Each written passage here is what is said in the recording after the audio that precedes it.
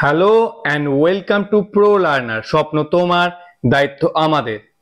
প্রত্যেক দিনের মতো আমি রানা মণ্ডল তোমাদের প্রিয় class GK of the day নিয়ে হাজির। আজ ক্লাস নাম্বার 21। আজকের ক্লাসটা জিকে অফ দ্য ডে ক্লাসটি সুলতানি যুগ স্পেশাল।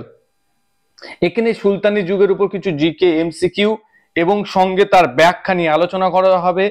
শেষ পর্যন্ত ভিডিওটি দেখবে, অসাধারণ একটা ভিডিও, ডেফিনেটলি ভালো লাগবে। সামনের upcoming WBCS, KP, miscellaneous, West Bengal পুলিশের সমস্ত পরীক্ষাতে কার্যকরী হতে চলেছে।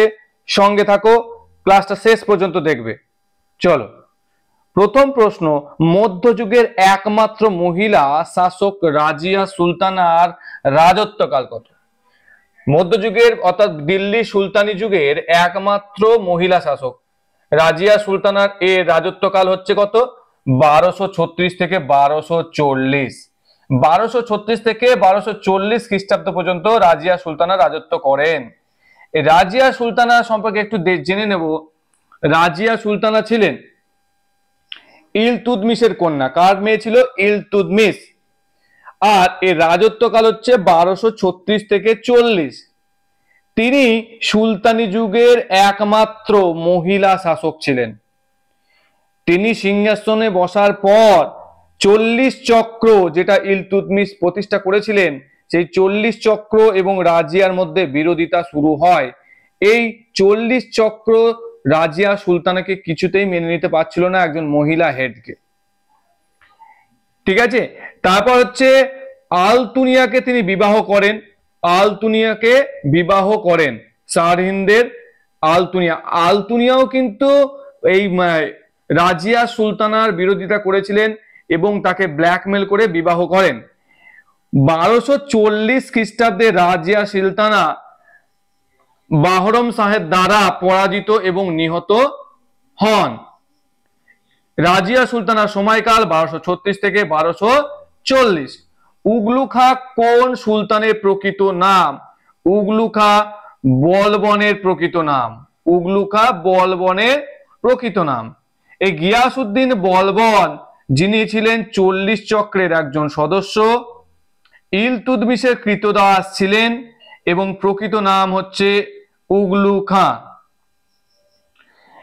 এই গিয়াসউদ্দিন বলবনের রাজত্বকাল 1266 থেকে 1287। সিজদা এবং পায়বস প্রথার প্রবর্তন করেন।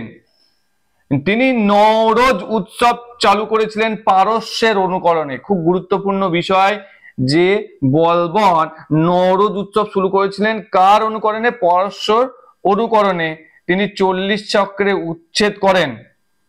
তিনি যখন সিংহাসনে বসেন তারপর তিনি 40 চক্রে উচ্ছেদ সাধন করেন এবং বাংলার শাসনকর্তা তুগরিল খানকে হত্যা করেন। সিজদা এবং পায়বস প্রথা জাস্ট বললাম, এটা চালু করেছিলেন কে? বলবন। আলাউদ্দিন খলজি দক্ষিণ ভারত অভিযানের নেতৃত্ব দিয়েছিলেন কে? তার বিখ্যাত সেনাপতি মালিক কাফুর। মালিক কাফুরকে তিনি গুজরাট থেকে লাভ করেছিলেন। গুজরাট থেকে তিনি মালিক কাফুরকে পেয়েছিলেন, এই কৃতদাসকে। এবং আলাউদ্দিন খলজির শাসনকালে মালিক কাফুর একটা গুরুত্বপূর্ণ ভূমিকা পালন করে। আলাউদ্দিন খলজির রাজত্বকাল হচ্ছে 1296 থেকে 1316, যাকে দ্বিতীয় আলেকজান্ডার বলা হয়।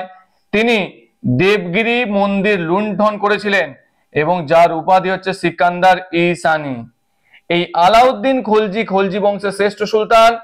দাগ এবং হুলিয়া, দাগ হচ্ছে ঘোড়ার পিঠে একটা চিহ্ন দেওয়া, আর হুলিয়া হচ্ছে কোন সৈনিকের বর্ণনামূলক বিবরণ।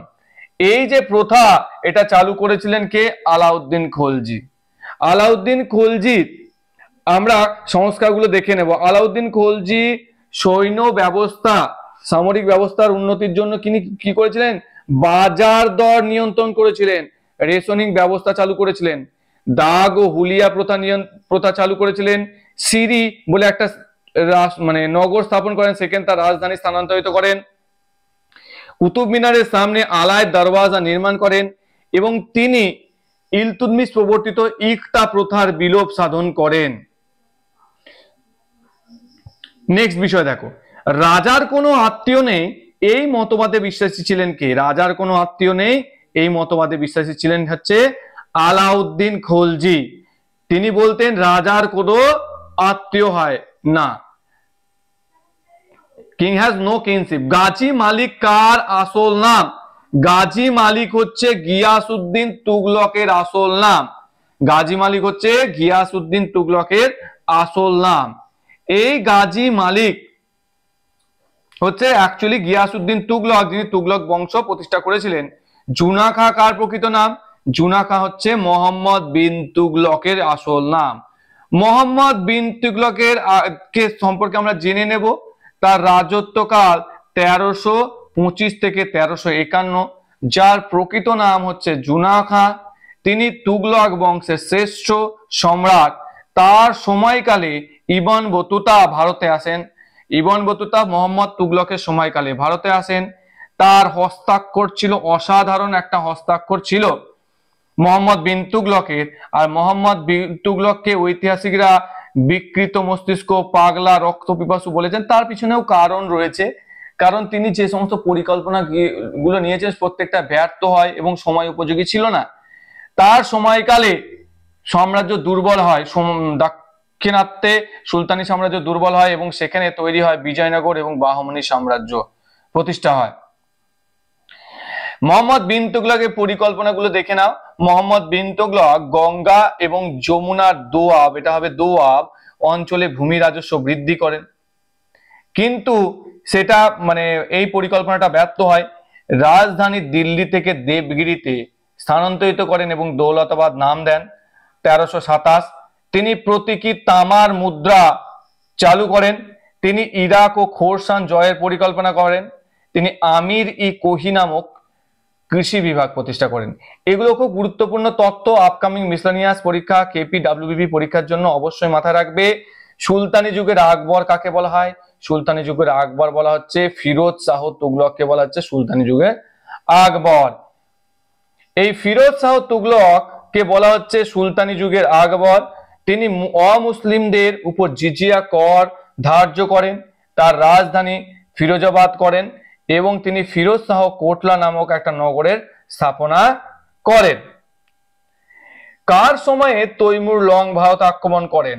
তৈমুর লং তুগলক বংশের শেষ সম্রাট নাসিরউদ্দিন মাহমুদের সময়কালে তৈমুর লং ভারত আক্রমণ করেন। তৈমুর লং ছিলেন জাতিতে একজন তুর্কি। দেখো, তুগলক বংশের শেষ সম্রাট কে? নাসিরউদ্দিন মাহমুদ। আর তৈমুর লং ছিলেন কে? তৈমুর লং ছিলেন একজন চাগতাই তুর্কি। ঠিক আছে। নাসিরউদ্দিন মাহমুদের সময়ে তিনি ভারত আক্রমণ করেন। ভারত আক্রমণকারীর সময়কাল 1398। ভিডিওটি কেমন লাগলো? আশা করি উপকৃত হয়েছো। অবশ্যই সাবস্ক্রাইব করো আমাদের ইউটিউব চ্যানেল প্রো লার্নার, বন্ধুদের মাঝে শেয়ার করো। ধন্যবাদ, থ্যাংক ইউ। আর এই ক্লাসটা প্রত্যেকদিন সন্ধ্যা 7টার সময় আসবে, জিকে অফ দ্য ডে। অবশ্যই সঙ্গে থাকো, সাবস্ক্রাইব করে রাখো চ্যানেলটি, সমস্ত নোটিফিকেশন পেয়ে যাবে। ধন্যবাদ।